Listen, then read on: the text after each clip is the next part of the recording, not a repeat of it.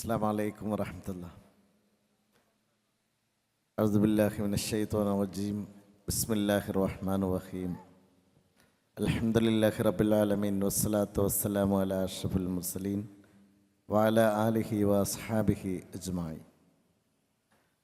വേദിയിലുള്ള സമാദരണീയരായ പണ്ഡിതന്മാർ, സാമൂഹ്യ രാഷ്ട്രീയ പൊതുരംഗങ്ങളിലെ പ്രമുഖരായിട്ടുള്ള വ്യക്തിത്വങ്ങൾ, ഈ മഹാപ്രസ്ഥാനത്തിലെ മഹാസമ്മേളനത്തിൽ അണിനിരന്നിട്ടുള്ള എൻ്റെ പ്രിയ സഹോദരി സഹോദരന്മാർ, ഇന്ന് അതിമനോഹരമായ ഈ ഒത്തുചേരൽ ഒരുപാട് വിദ്യാർത്ഥികളുടെ ജീവിതത്തിലേക്കുള്ള പുതിയ വഴി തുറക്കുന്ന ഒരു നിമിഷം കൂടിയാണ്. ഒരുപാട് അതിഥികൾ ഇവിടെ സംസാരിച്ച് കഴിഞ്ഞ വേദിയാണ്. ഇനിയും പ്രഭാഷണങ്ങൾ ഇനിയും നടക്കാനിരിക്കുകയുമാണ്. ഞാൻ ദീർഘമായി സംസാരിക്കുന്നില്ല. നമ്മുടെയൊക്കെ ജീവിതത്തിലെ വളരെ പ്രധാനമായ ഒരു ഘട്ടത്തിലൂടെ നാം കടന്നു പോവുകയാണ്. ലോകത്ത് തന്നെ നമ്മളെല്ലാം ആശങ്കപ്പെടുത്തുകയും അതിശയിപ്പിക്കുകയും ചെയ്യുന്ന പല മാറ്റങ്ങളും സംഭവിച്ചുകൊണ്ടിരിക്കുന്നു. അതിനൂതനമായ കണ്ടെത്തലുകൾ മനുഷ്യൻ്റെ അഹങ്കാരങ്ങൾ വർദ്ധിപ്പിക്കുന്നു. എന്നാൽ അഹങ്കാരങ്ങളുടെ ദന്തഗോപുരങ്ങളിൽ നിൽക്കുമ്പോഴും മനുഷ്യൻ എത്ര നിസ്സാരനാണെന്ന് പിന്നെയും പിന്നെയും കാലം നമ്മെ ബോധ്യപ്പെടുത്തുകയും ചെയ്യുന്നു. ഇക്കഴിഞ്ഞ ദിവസം അമേരിക്കയിലെ ലോസ് ആഞ്ചൽസിൽ പടർന്നു പിടിച്ചുകൊണ്ടിരിക്കുന്ന കാട്ടുതീ വലിയ വാർത്തയാണ്.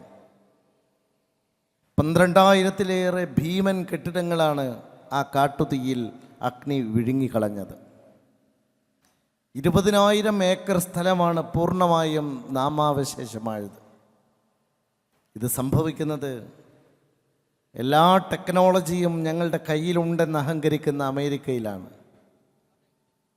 ഫ്ലോറിഡയിൽ ഒരു കാറ്റടിക്കുമ്പോൾ അത് തടയാൻ ഞങ്ങൾക്കാകുമെന്ന് അഹങ്കരിക്കുന്ന അമേരിക്കയിലാണ്.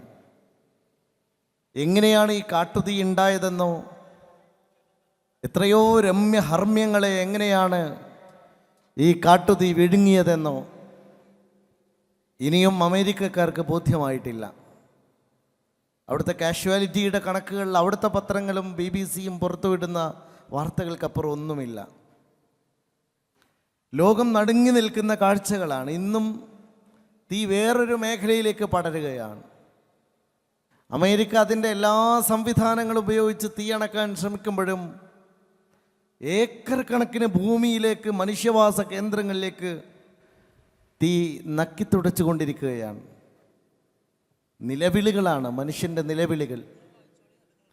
സമാനതകളില്ലാത്ത ഒരു സംഭവം പശ്ചിമേഷ്യയിലും നടക്കുന്നു. അത് മനുഷ്യൻ അവൻ്റെ കൈകൊണ്ട് മഹാനഗരങ്ങളെ കത്തിയിരിക്കുന്ന ബോംബാക്രമണമാണ്. ഒരു ഭാഗത്ത് മനുഷ്യൻ അവൻ്റെ കൈകൾ കൊണ്ട് നിലവിളികൾ ഉണ്ടാക്കുമ്പോൾ, മറ്റൊരു ഭാഗത്ത് പ്രകൃതി അതിൻ്റെ കാട്ടുതീ മനുഷ്യൻ്റെ നിലവിളികളിലേക്ക് മനുഷ്യനെ നയിക്കുകയാണ്. ഞാനിതിനെ ഒരിക്കലും സമാനതകളോടുകൂടിയോ കമ്പയർ ചെയ്തോ സംസാരിക്കുകയല്ല. പക്ഷേ ഇന്ന് ലോകത്ത് സംഭവിക്കുന്ന 2 കാര്യങ്ങളെക്കുറിച്ച് നിങ്ങളുടെ ബോധ്യത്തിലേക്ക് ഒരു വിരൽ ചൂണ്ടാൻ മാത്രം ശ്രമിക്കുകയാണ്. മനുഷ്യനൊരു പക്ഷേ മനുഷ്യനെ നശിപ്പിക്കാൻ കഴിഞ്ഞേക്കാം, മഹാനഗരങ്ങളെ നശിപ്പിക്കാൻ കഴിഞ്ഞേക്കാം, മനുഷ്യൻ്റെ കണ്ടെത്തിയ ആയുധ കൂമ്പാരങ്ങൾ കൊണ്ട് ഡിവാസ്റ്റേഷൻ ഉണ്ടാക്കാൻ കഴിഞ്ഞേക്കാം. എല്ലാം നക്കിത്തുടച്ചു പോകുന്ന മഹാനഗരങ്ങളിൽ നിന്ന്, റഫയിൽ നിന്നും രാമല്ലയിൽ നിന്നും നിലവിളികൾ നിലക്കാതെ തുടരുന്നുണ്ട് ഇപ്പോഴും. നിങ്ങൾ നോക്കൂ, ഇതെല്ലാം ഞങ്ങൾക്ക് നിമിഷ നേരം കൊണ്ട് ഒരു ബട്ടണമർത്തിയാൽ സാധിക്കുമെന്ന് വിചാരിക്കുന്ന മനുഷ്യൻ്റെ അഹങ്കാരങ്ങൾക്കു നേരെയാണ് ഒരു ബോംബും വീഴാതെ മറ്റൊരിടത്ത് മഹാനഗരങ്ങൾ കത്തി ചാമ്പലായിക്കൊണ്ടിരിക്കുന്നത്. നമ്മൾ കടന്നു പോകുന്ന ഈ കാലം വളരെ പ്രാധാന്യമുള്ളതാണ്. മനുഷ്യത്വം എന്ന് പറയുന്നതാണ് മതത്തിൻ്റെ ഏറ്റവും ഉൾക്കാമ്പായി നിൽക്കേണ്ട പ്രധാനപ്പെട്ട കാര്യം. മതങ്ങളുടെ പേരിൽ കലഹങ്ങൾ ഉണ്ടാകുന്നു. മതങ്ങളുടെ പേരിൽ ശത്രുതയുണ്ടാകുന്നു, മതങ്ങളുടെ പേരിൽ വെറുപ്പുണ്ടാക്കുന്നു. ഈ ജാമിയ നദവിയയിൽ നിൽക്കുമ്പോൾ എനിക്ക് അഭിമാനത്തോടെ പറയാൻ സാധിക്കും, വെറുപ്പിനെതിരെയുള്ള യുദ്ധത്തിന് മുമ്പിൽ നിന്നവരാണ് ഈ മഹാപ്രസ്ഥാനത്തിൻ്റെ നേതാക്കളും പ്രവർത്തകരും എന്ന കാര്യത്തിൽ ഒരു സംശയവുമില്ല. എവിടെയെല്ലാം വെറുപ്പ് പടരുമ്പോഴും, എവിടെയെല്ലാം വെറുപ്പ് ആയുധമായപ്പോഴും, എവിടെയെല്ലാം വെറുപ്പ് നമ്മെ വിഴുങ്ങാൻ ശ്രമിച്ചപ്പോഴും ആ വെറുപ്പിനെതിരായിട്ടുള്ള പ്രതിരോധം തീർക്കാൻ ശ്രമിച്ചിട്ടുള്ള ആളുകളാണ് ഈ മഹാപ്രസ്ഥാനത്തിന് നേതൃത്വം നൽകുന്നത്. ഞാൻ ദീർഘമായി സംസാരിക്കുന്നില്ല. ടെക്നോളജി ഇനിയും വികസിച്ചേക്കാം, മനുഷ്യൻ്റെ സ്വപ്നങ്ങൾ ഇനിയും വളർന്നേക്കാം, ചക്രവാളങ്ങൾക്കപ്പുറത്തേക്കുള്ള സാധ്യതകൾ തേടി മനുഷ്യൻ ഇനിയും ഒരുപാട് കീഴടക്കലുകൾ നടത്തിയേക്കാം. പക്ഷെ അപ്പോഴും മനുഷ്യൻ ഇത്രയേയുള്ളൂ എന്ന് 1000 വട്ടം പ്രകൃതി സംസാരിച്ചു കൊണ്ടിരിക്കും എന്നത് നാം മറക്കാതിരിക്കണം. ഈ കാലം നമ്മളുടെ എല്ലാം അഹങ്കാരങ്ങളുടെ ഗോപുരങ്ങൾ തകർന്നു വീഴുന്ന കാലം കൂടിയാണ്.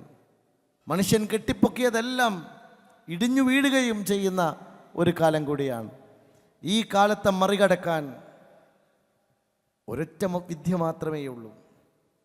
ആളുകളുടെ അസ്വസ്ഥതകൾ, ആളുകളുടെ മനസ്സിൻ്റെ സംഘർഷങ്ങൾ, ആളുകൾ നേരിടുന്ന ഏറ്റവും വലിയ പ്രയാസങ്ങൾ, അതെല്ലാം മറികടക്കാൻ ദൈവികമായ സ്മരണകൾ മാത്രമാണ് പ്രധാനമായിട്ടുള്ളത്.